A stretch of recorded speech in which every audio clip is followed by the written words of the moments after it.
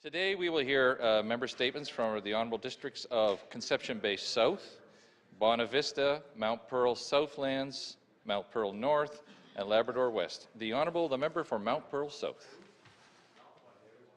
Or it's Conception Bay South, sorry. Speaker, not yet. Not yet. You're soon taking over.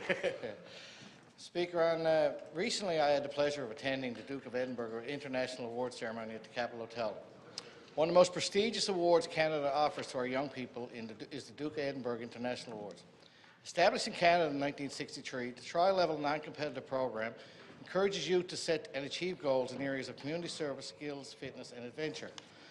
Today I stand to recognise 5 young people from my district who received gold pins, bronze and silver certificates from the Honourable Frank F. Fagan, Lieutenant Governor.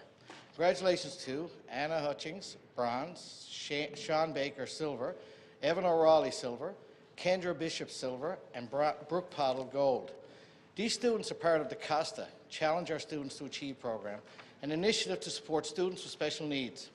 The Duke of Edinburgh's International Award recognises that challenges vary from person to person and that all their youth should be rewarded for remarkable achievements.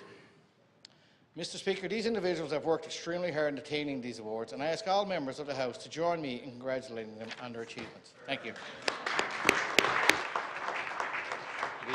The member for the District of Bonavista. Mr. Speaker, business is booming on the Bonavista Peninsula.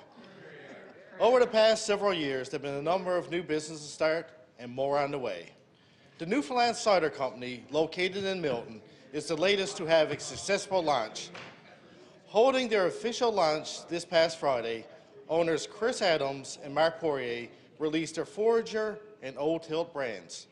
These can be found in St. John's and Clarenville NLC stores, and from what I've been told, they are in high demand. I certainly can't wait to try them. Chris, who is from Milton, and Mark harvest apples locally from abandoned and neglected apple trees that were planted decades ago by early residents. Their entrepreneurial spirit came from their love of cider and a hobby of crafting it at home. They had a dream to do this on a large scale, which resulted in Newfoundland's first cidery. I ask all honourable members to join with me in congratulating the Newfoundland Cider Company on their launch and wish them well for the future. The member for the District of Mount Pearl-Southlands. Mr. Speaker, it is my privilege to stand as Honourable House to recognise the tremendous success which was the 36th Annual Frosty Festival in the City of Mount Pearl. Once again, this year's festival included various activities for citizens of all ages and interests, including a Night of 1,000 Stars featuring the Spirit of Newfoundland, a pedestrian parade of lights, 2 community breakfasts, an indoor and outdoor family fun day, a lip-sync contest, a concert and dance featuring the Fables, the Irish Descendants and Rum Ragged, an Irish pub night, seniors bingo, a jigs dinner and a variety show, Battle of the Brains trivia night, and a dinner theatre, just to name a few. Mr. Speaker, as I'm sure you can appreciate, any festival of this magnitude would not be possible if it were not for the hard work and cooperation of a number of community partners.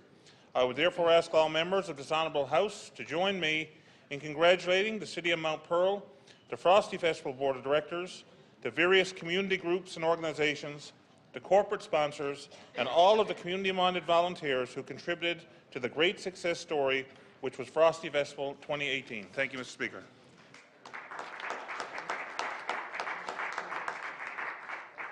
And now for another perspective on this great event, the member for Mount Pearl North. Mr. Speaker, you just stole my opening line.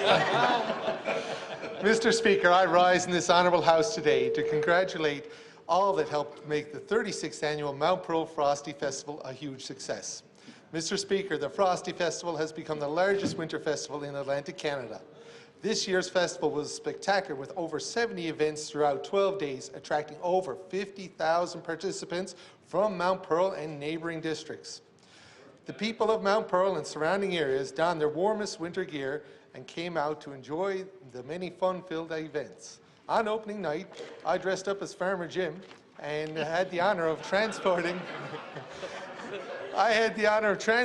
Frosty himself in a fantastic parade of lights which lit up the entire parade route.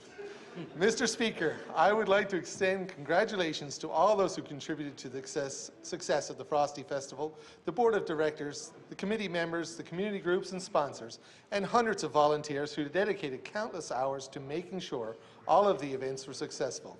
I ask all honourable members to join me once again in thanking and congratulating the 36th Annual Mount Pearl Frosty Festival on its tremendous success again this year.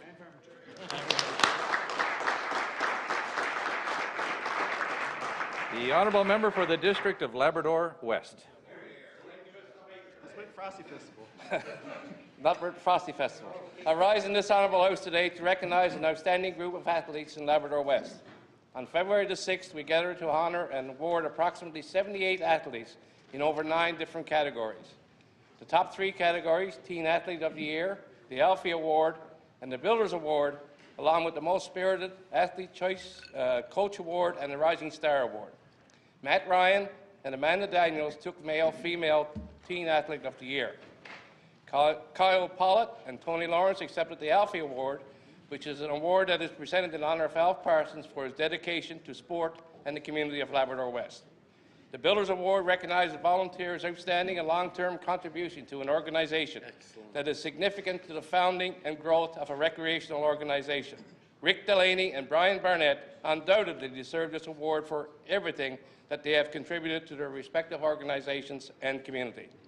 Lab West has an abundance of very talented athletes, and it's exciting to see them rewarded for their achievement at the provincial, national, and international level. I ask all honourable members to join me in extending well-deserved congratulations to all those athletes and their accomplishments. Thank you, Mr. Speaker.